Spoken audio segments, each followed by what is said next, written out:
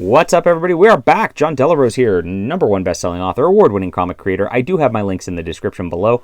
If you like my sense of comics and fun and all that, please go check out my books, support the channel. I would really appreciate it. We got a subscribe star too, and I'm producing comics through that. Lots of ways to support here, and of course it helps us get these comics like Blazing Combat so we can review them for you. I don't think anybody else really reviews stuff like this typically. This is a cool one, guys. You're in for a treat today. I'm very excited to go over this. So this is a Fantagraphics book. It's a really nice hardcover, kind of soft hardcover. And this was a magazine that came out in the late 60s called Blazing Combat. And it was done by Archie Goodwin with Warren Publishing, who also did like Creepy and Eerie and all those fun things. And you get a lot of history talk. There's like a, at the beginning, there's a nice interview at the back with,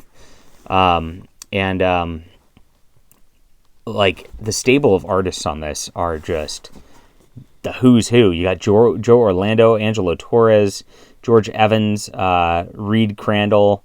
All these are EC Comics artists, like the best of the best from the 50s. Alex Toth does a bunch in here. You get some Wally Wood stuff. You get some Gene Colan. I mean, it's like I said, it's a who's who of just beautiful stuff. Now, I would say the vast majority of these are World War II stories, but let's just like look at the quality of the art of this, guys. This is amazing. They're just short vignettes, and they just like go out into combat, and then something happens, and they come back. You get some, but you get a lot of airplane fighter stories. These are kind of the best of them. Look at these, beautiful, just like enjoyable. They're all like 6 to 8 page stories, so it's kind of nice. So what you do is you read 1 or 2 of them, you kind of put it down. You go back to doing something else. You read 1 or 2 of them the next night, and it works really well on that level of storytelling. And there's, like I said, there's beautiful different art, like very, very diverse styles and things like that. This is a Revolutionary War story, and it's just like it really works all the way through, just very delightfully. There was not one stinker over the course of this entire thing. It's just like wow. So this looks like Alex Toth art because you can kind of tell the very different. He's got his own stylistic thing that really doesn't match anybody else's. That's beautiful stuff. Now, this was canceled after 4 issues. So what happened was like these are very like heavy war stories. So like they'll deal with like a troop losing his companion in a battle and like being like, man, war is hell. And they did that with Vietnam stories in particular, like to where like, you'd see people like raising entire rice paddies, with their flamethrowers, and it was looking bad. And then like just like, infantrymen dying left and right and just being like, man, I guess we won the battle, but at what cost, right? And the military didn't like that.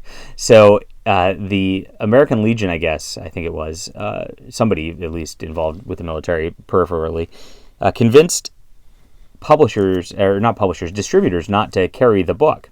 So and that was in issue 2 is when that was bought. So after issue 2, 3 and 4 were just like sunk. You just could not get them out, and so they couldn't sell it.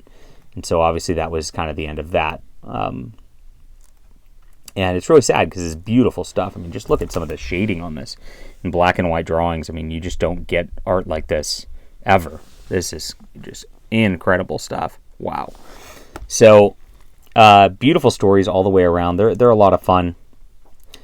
And last one's kind of odd as we get this whole like this is the 300 story. So it's not the Frank Miller version, my friends, but it's like a quick telling of that, like it's within a story because it's going into where the Brits are actually trying to hold Greece from the Nazis. So pretty interesting storytelling there. That's the most unique story out of all of it. Most of them are pretty straightforward war stories, other than that one. And that's it. You get a little combat quiz at the end of every issue, so you can do your you can see how like intelligent you are on war stuff. The first American jets to use in Korea. F-80 was the Mustang, I'm going to guess. Let me look. Am I right? No, it was the Shooting Star. So I'm bad at this. And there you go. So fun stuff. This is 10 out of 10 comics, guys. I don't 10 out of 10 a lot of comic books, but like buy a copy of this. This is amazing. This is a just masterclass on how to write and draw comics. 100% the best of war stories that I've ever read, and enjoyable stuff. All right, I love the presentation from Fantagraphics too.